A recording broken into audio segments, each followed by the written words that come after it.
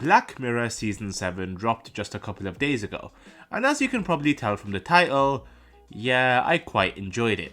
It's been a bit of a rollercoaster with this show over the years, and if you've been riding it since the early days, you probably know what I mean. Now, saying that Black Mirror is good again might sound a little harsh on the last couple of seasons, and to be fair, Season 6 wasn't awful, but it definitely felt like a mixed bag. That whole Red Mirror detour, a cool idea on paper, but the execution didn't quite hit for me. And then there was Maisie Day.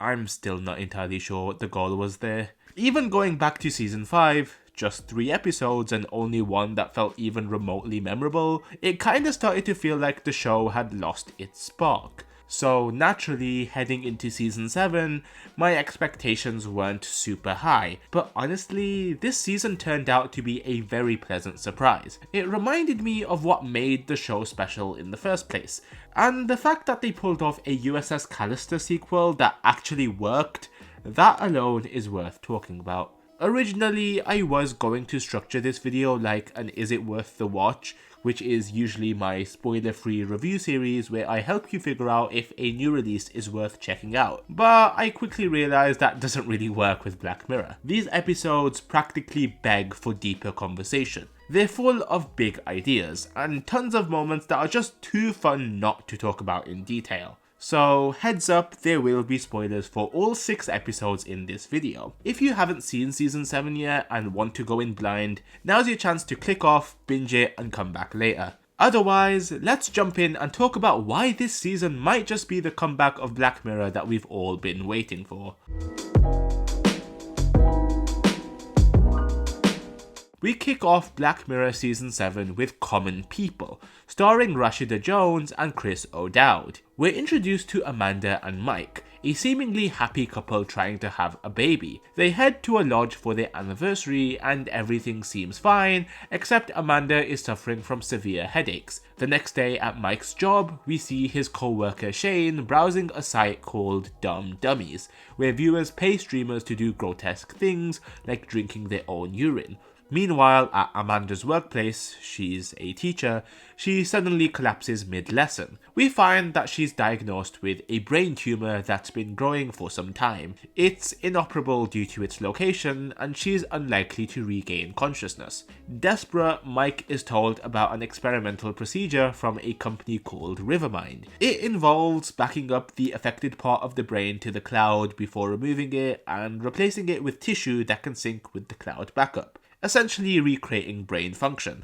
A little complex, but the logistics of it seem scarily possible. Mike is hesitant until a representative, who claims to have had the surgery herself, tells him that the surgery itself is free, though it requires a $300 monthly subscription. With no other options, Mike agrees. Amanda undergoes the surgery and seems to be recovering, but the couple is financially stretched, working overtime to afford the subscription. We get another brief look at Dumb Dummies. Time skips forward to their next anniversary. Mike insists they return to the lodge, but on the way, Amanda blacks out. They're told that they've gone outside the coverage area, even though Mike checked the map. It turns out that Rivermind has launched a new tier, Rivermind Plus, with full nationwide coverage for an extra $500 a month. At this point in the episode, I think we could tell where this was headed. The old tier, now rebranded to Rivermind Common, is nearly useless, and that name isn't exactly flattering. They decide not to upgrade though. However, now Amanda starts glitching,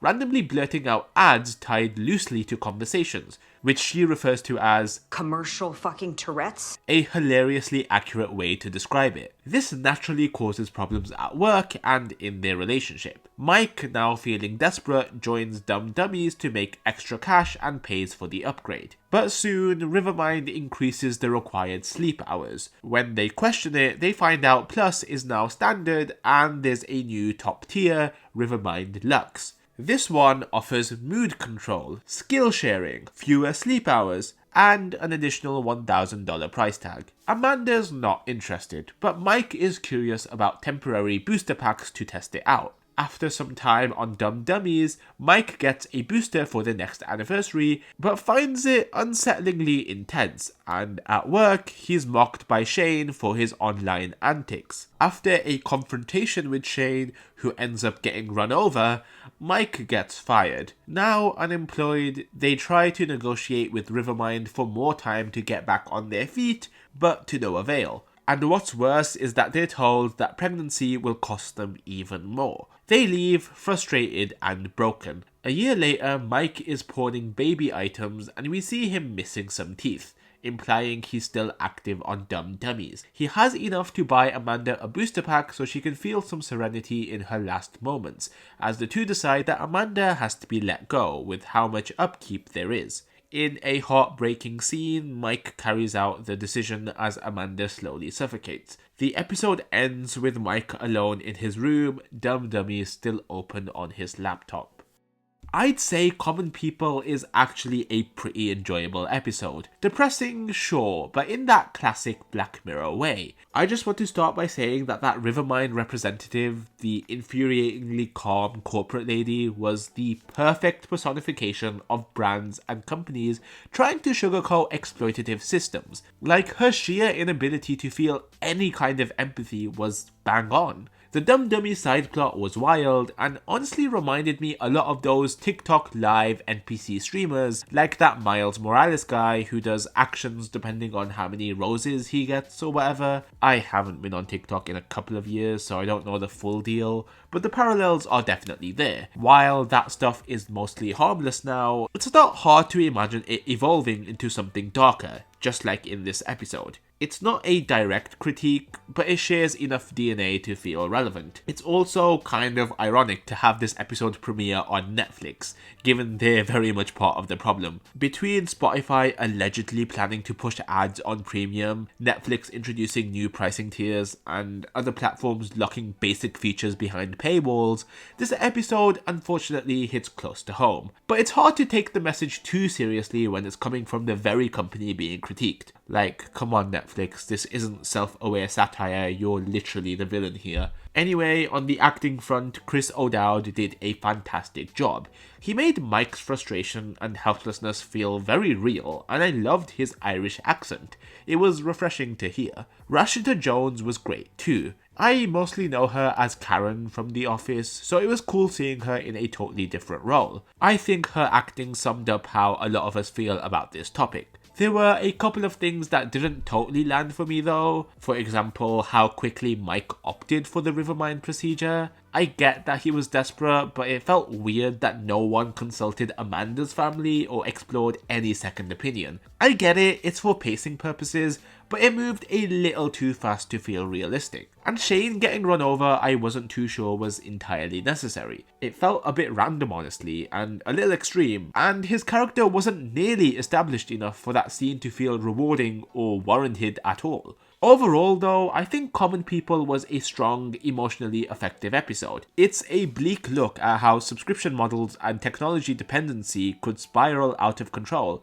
and honestly some of it already has. It's not subtle, but it doesn't need to be. At the end of the day, with the way companies keep inflating prices and gutting the features people were already paying for, this kind of story feels less like sci-fi and more like a not-so-distant reality. The ending is crushing, but I guess it makes sense why they came to that conclusion. It doesn't make it any easier to watch though. It's a pretty good episode. I'd give it a solid 6 out of 10 for Black Mirror standards. Next up, we have...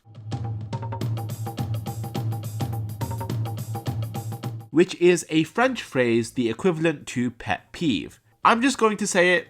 It sounds racist. I don't speak French, so maybe I'm insane for even thinking that, but considering what the French call their tea cakes, I wouldn't be too surprised. Anyway, Bête Noire, the second episode of this season. The episode opens with a girl named Maria and her boyfriend, who's wearing a cap that says Barney's on it. Right away, we get a sense of Maria's nitpicky nature when she immediately corrects her boyfriend about the location of a Portuguese city. Maria works at a company called Ditter, where she is responsible for developing chocolates. During a taste testing session, a woman named Verity Green shows up, someone Maria recognizes from school.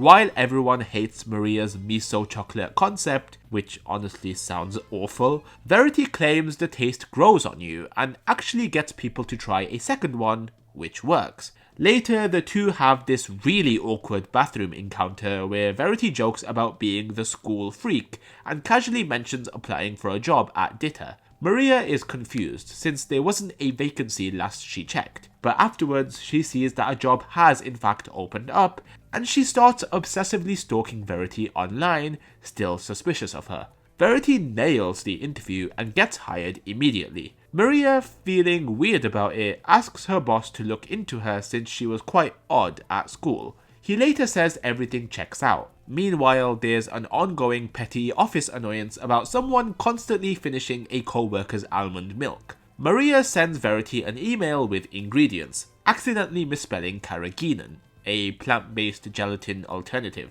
Later, during a conversation about fast food chains, someone mentions Bernie's chicken. Maria jumps in to correct him, saying it's Barney's, based on her boyfriend's cap.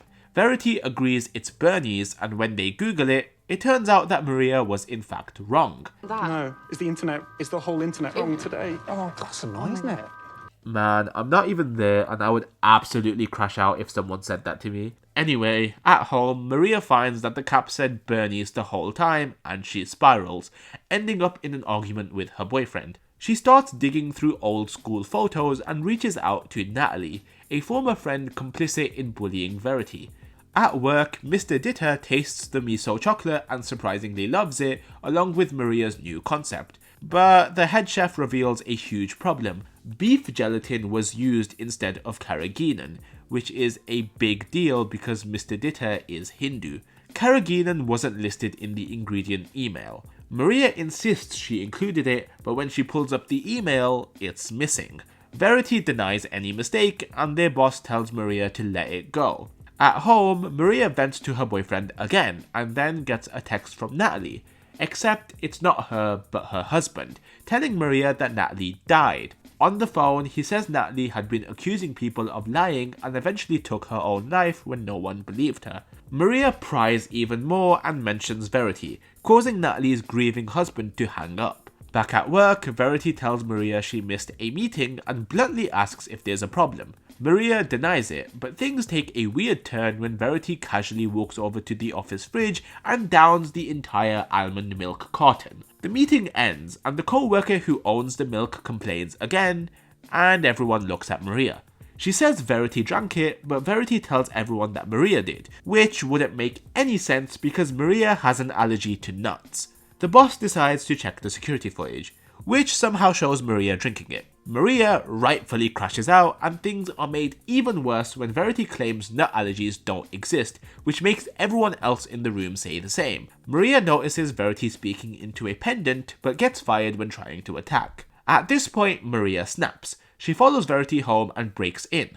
She finds the pendant, but has to hide when Verity comes out of the shower. Verity knows she's there and tells her to come out. She explains that the pendant is actually a remote connected to a multi-dimensional compiler that she built, allowing her to jump between universes. Her goal? Ruin Maria's life, because Maria was the one who started a vicious rumor about her back in school. Maria attacks her, but Verity grabs the pendant and alters reality so that she is now armed and about to be arrested. All seems lost, until Maria grabs one of the officer's guns and shoots Verity in the head. She takes the pendant, makes it work for her, and rewrites reality so that she's now the Empress of the universe. The episode ending with the two officers and thousands of other people kneeling to her. Man, what an episode. First off, I loved that Bête Noire was fully set in Britain. As stated in my previous video on Black Mirror, being British doesn't automatically make an episode better, but it definitely helps to add that classic Black Mirror vibe that a lot of people crave. The tone, setting, and cultural nuances just hit a bit differently, and in this case, it really worked. There's also this interesting detail that I heard.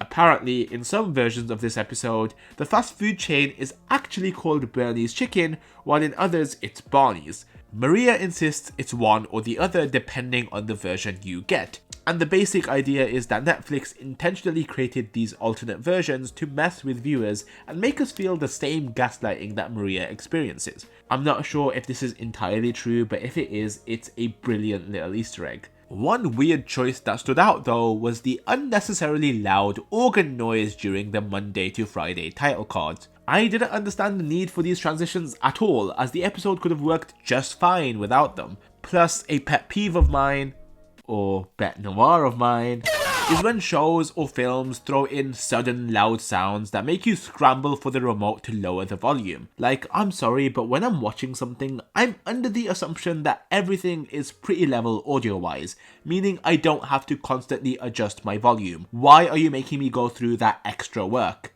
Sorry, I'm really passionate about that for some reason. Moving on, watching this episode back after knowing Verity's secret is honestly such a cool experience. From the news broadcast at the beginning referencing Natalie's death, to Verity manipulating reality, putting herself on the taste testing list, making people enjoy the miso chocolate, gaslighting Maria about the email and that she was shouting when she really wasn't, it's all so well done, and her holding the pendant during these scenes becomes glaringly obvious. You really feel for Maria, knowing she's right the entire time while everyone around her slowly turns against her. That said, I wasn't entirely sold on the entire altering reality concept. Verity essentially having godlike powers through her pendant feels a little over the top for Black Mirror. It's an intriguing concept and made for a fun watch, but it did stretch the show's usual grounded tech gone wrong premise a bit too far for me. As for the ending, it felt a bit messy, almost like a toddler wrote the final 5 minutes.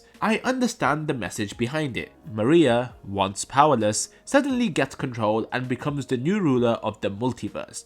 It plays into the idea that she always had a thirst for power, and as soon as she's given the chance, she takes it. Still, it felt like a jarring tonal shift after all that tension. Despite that though, I was really happy Maria got her win in the end. After everything she went through, she earned that moment, even if it was absurd. But don't get me wrong, I also empathized with Verity. Being from the UK myself, I've seen firsthand how brutal secondary school bullying can be. I remember this girl who had a very prominent American accent, of course from living in the States, and she was teased so badly she practically stopped speaking. We shared classes for 5 years and she just blended in to avoid any attention, and it didn't help that some teachers of ours joined in on the teasing. It's awful, and while I didn't contribute directly, I also didn't do anything to stop it. And that's something I still think about. That's what makes this episode so powerful. Verity was hurt by something that happened when she was a kid,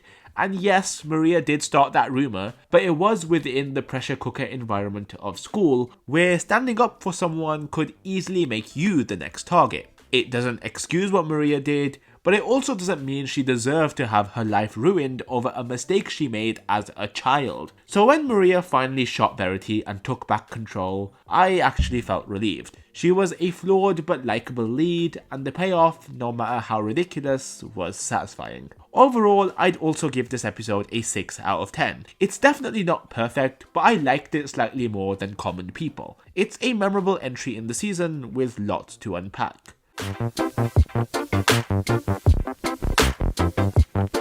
Next up is Hotel Reverie, which has proven to be a bit of a controversial one, with some people really hating it. I'm talking worse than Metalhead levels of hate. Personally, I actually thought it was better than the previous 2 episodes.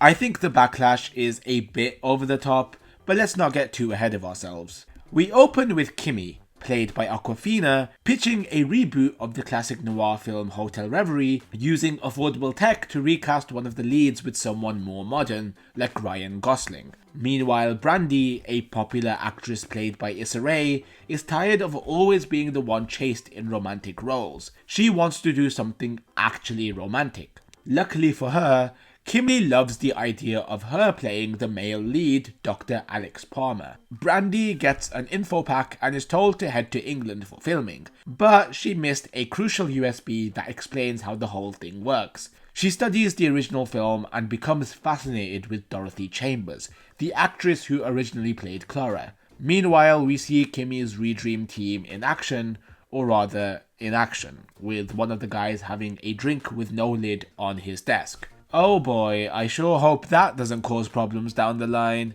Anyway, when Brandy arrives, Kimmy explains that instead of traditional filming, the system creates a self-sustaining simulated world where the story plays out in real time. avoiding the need for shooting days and other stuff that is required in the production of a real film. I don't understand why they deem this to be the most effective way. Like, genuinely, deepfaking would be way easier and more cost effective, but hey, it made for a pretty interesting concept, so I didn't mind it. Brandy enters the simulation through a familiar Black Mirror style device called the Nubbin. Inside, she becomes Dr. Palmer. Everyone sees her as that character, and her job is to keep the plot moving. Things go smoothly at first, until she has to play a real piano, something the Redream team didn't prep her for. It's a pivotal moment in the story, so she tries to improvise, but slips up and calls Clara by her real name, Dorothy. This moment causes Clara to gain a new depth, blending her character with her real-life inspirations, but also sparking a real connection between her and Brandy. A dog ends up drinking poison meant for another character, causing a plot hole, so the team decides to end the simulation. But because Clara's character has evolved, they can't shut it down until the story naturally concludes. More changes follow. Clara invites Alex sightseeing, reversing a scene from the original script, and the kiss scene has way more passion than the original. But of course, disaster strikes. One of the Redream guys spills his coffee on the main PC, freezing the simulation. Except Brandy and Clara aren't frozen. Brandy reveals the truth. Clara is a character. But the emotional weight of this revelation overwhelms Dorothy. Brandy apologizes while Dorothy's in her room, and she does later come down to try and find a way out. She breaches a wall and exits the set, exposing her to the data about Dorothy and her life, including the tragic story of her death and her secret romance with a female colleague on set. Brandy and Clara spend what feels like days together inside the broken simulation, growing even closer and eventually falling in love. They confess their feelings, which is when Kimmy's comms finally work again, and they reset to the scene where Clara and Alex first kiss. This Clara not remembering any of what just happened. Brandy doesn't say her lines as she should due to how jarring this is. I mean, if I was separated from someone I genuinely started to form a relationship with just like that, I'd probably react the same. Brandy contemplates whether she should stop the movie from ending altogether so she can stay here forever. She decides to continue with the story where the ending shifts again. Instead of following the original script, Clara shoots her husband and Brandy tries to take the blame. But Clara intervenes, shooting one of the police officers before being gunned down herself. In her dying moments, Brandy holds Clara in her arms and delivers the final line, ending the simulation. The reboot is a success, but Brandy feels hollow back in the real world. In the final scene, Kimmy gives her a gift, a simulation of an outtake where Clara, during a phone call, can speak to Brandy through a connected device. A bittersweet ending where Brandy's connection with Clara lives on, just barely. I think the biggest issue with Hotel Reverie lies in its premise. The idea of recreating a film shot for shot, with the only change being a new lead actor, just feels kind of pointless. With a system as advanced as Redream, you'd think they'd want to create something more innovative. Brandy does end up unintentionally creating a new version of the story, which the company ultimately goes with, but clearly that wasn't the original vision. It feels a bit forced, and I get why some people would criticize that. But then again, Disney has been doing almost the exact same thing with their live-action remakes, so maybe it's not that far-fetched. A lot of people really disliked Issa Rae in this episode, and honestly, I don't get it.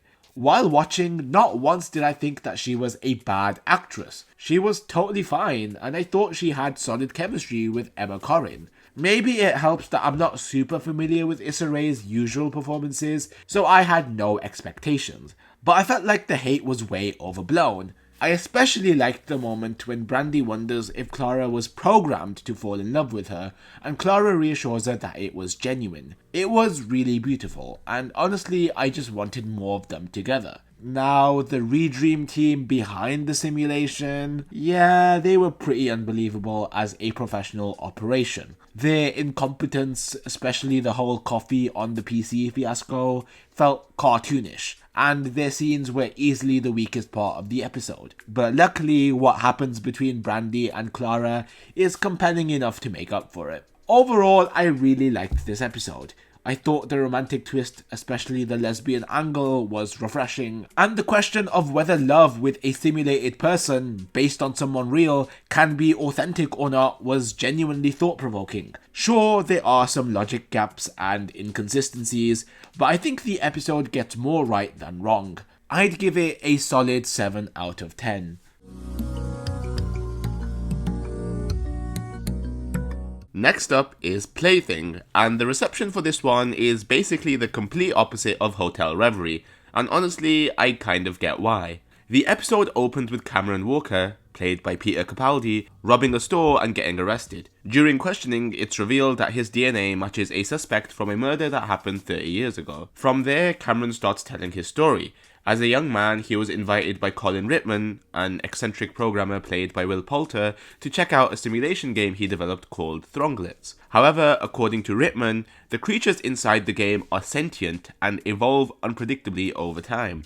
Fascinated by this, Cameron takes the CD home, tries it out, and quickly becomes obsessed with the Throngs. Then things get weird. He is visited by a sketchy friend named Lump and takes LSD with him, and while tripping, Cameron discovers that he can actually understand the Throngs. They start asking him for more equipment, so he gets a webcam and microphone, which leads to a full two-way communication. He also buys more LSD from Lump so he can keep talking to them. One day, Cameron has to go into work to write a review of Thronglets, which he hasn't even started. He leaves Lump at his house, still high. While Cameron's gone, Lump starts messing with the game, torturing and killing the Throngs for fun. At work, Cam's boss is told that Thronglets is no longer being released to the public and has been wiped from existence after Rittman has an episode. He explains this to Cam, who runs home, with his review of Thronglets being a mess of text forming the shape of DNA. Cameron rushes home to find Lump tormenting the Throngs, and he snaps, throwing an ashtray at his face, tackling him to the ground, and eventually choking him to death.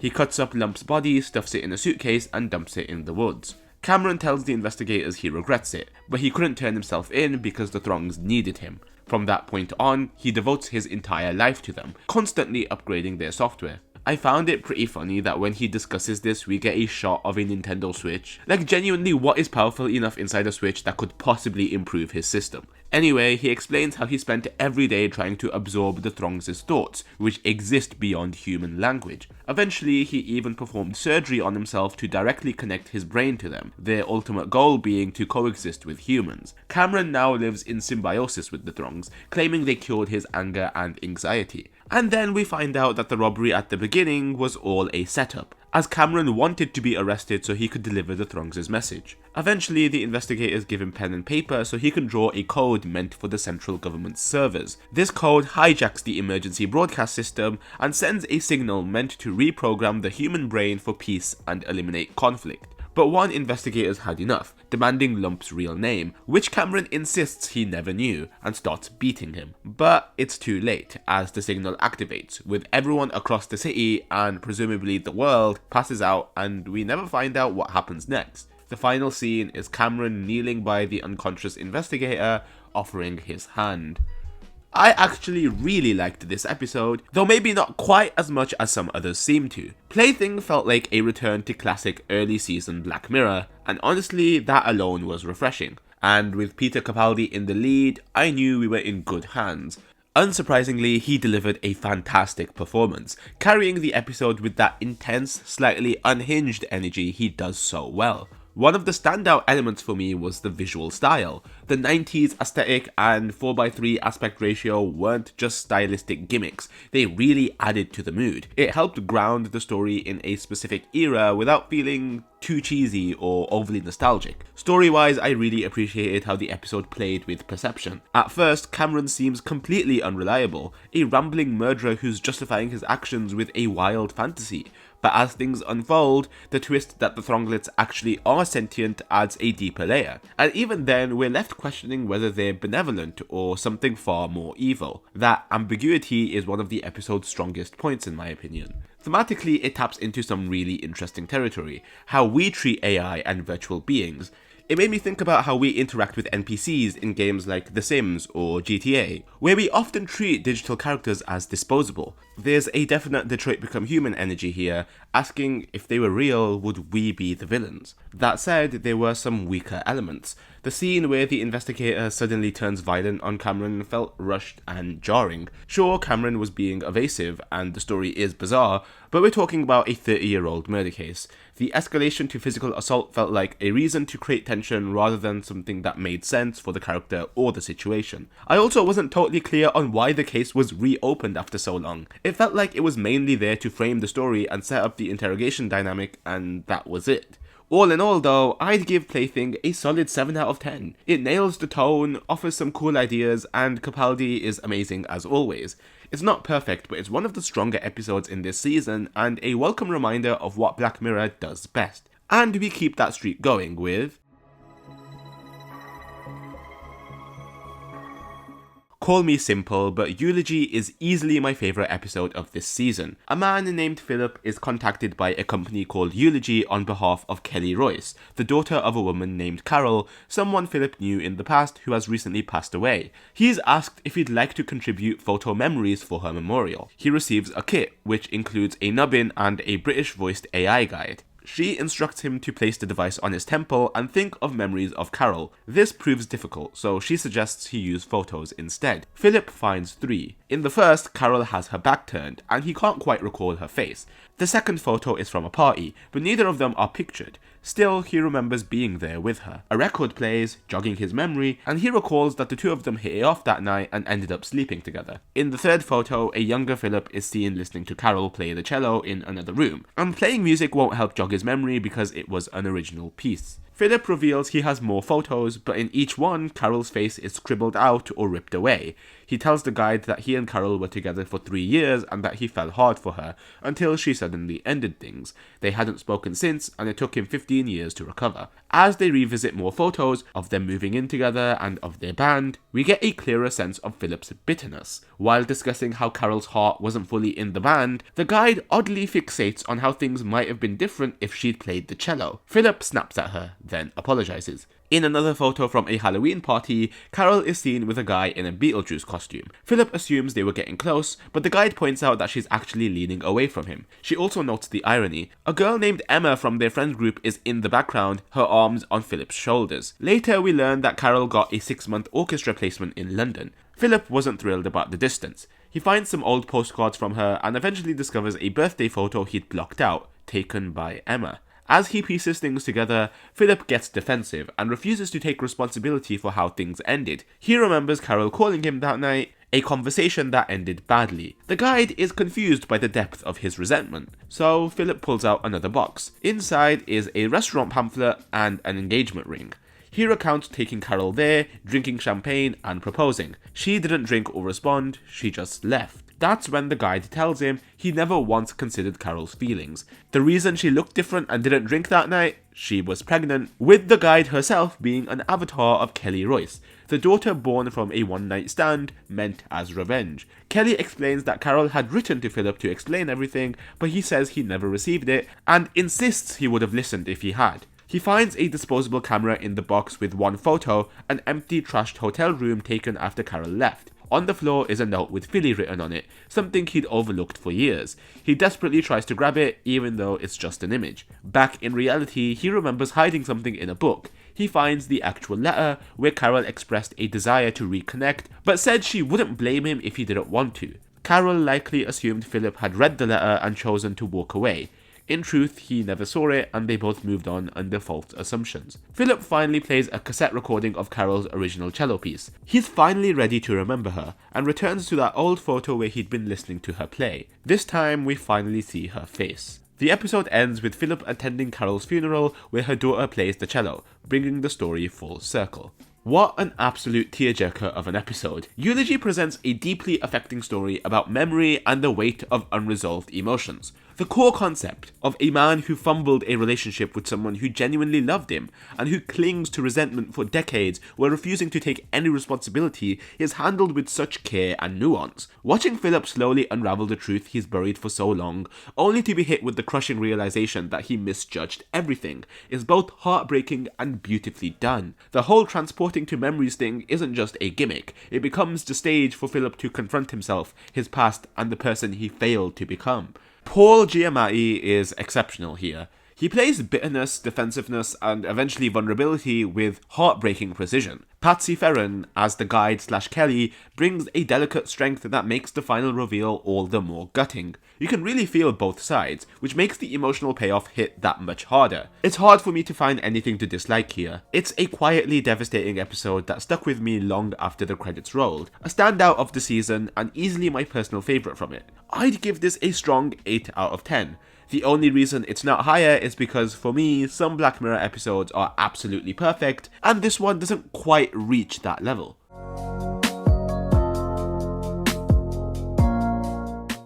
It's funny that I bring up the idea of perfect Black Mirror episodes, because USS Callister from way back in Season 4 is absolutely one of those for me. I've seen USS Callister more times than I can count. It nails so many things well that I might actually save a deeper dive for another video, but I'll touch on a few key points here. Robert Daly is such a terrifying villain, mostly because of how real he feels. He's this quiet, resentful, overlooked guy who lets his power fantasies spiral into something deeply disturbing. The horror doesn't come from the tech itself, it comes from the person behind it. That contrast, paired with the Star Trek style space adventure setting, is just perfect. I also loved the episode's take on digital consciousness, the idea of trapping real sentient versions of people inside a game. It's a horrifying concept that raises so many great moral questions, like what even counts as a soul when you're digitally cloning someone? And then there's the cast. Jesse Plemons was phenomenal. He played Daly with just the right mix of awkward and unhinged, totally giving off Breaking Bad Todd energy. Christine Milioti was also fantastic.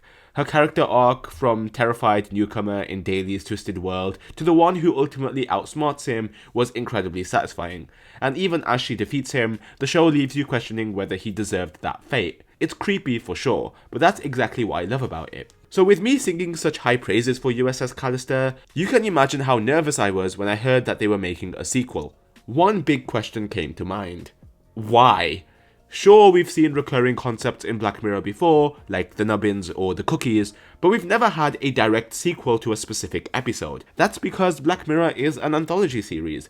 Each story is self-contained, and that one and done structure is part of the charm. So why revisit this particular one? If a sequel was going to happen, it had to feel earned and justified, especially for an episode that ended on such an optimistic note. And honestly, I think they did a pretty good job of justifying its existence. The episode picks up right where the original left off, with the crew still stuck inside Infinity. They're surviving by stealing credits from real Infinity users. Early on, we learn Shania, a pivotal character from the original, has died off-screen, which is a bit of a shame. In the real world, a common question on the Infinity forums crops up, whether it's possible to be killed by users with no name tags, which of course refers to our crew. Kabir tries to report this issue to James Walton, now the full owner of Infinity, but gets brushed off and he ends up quitting.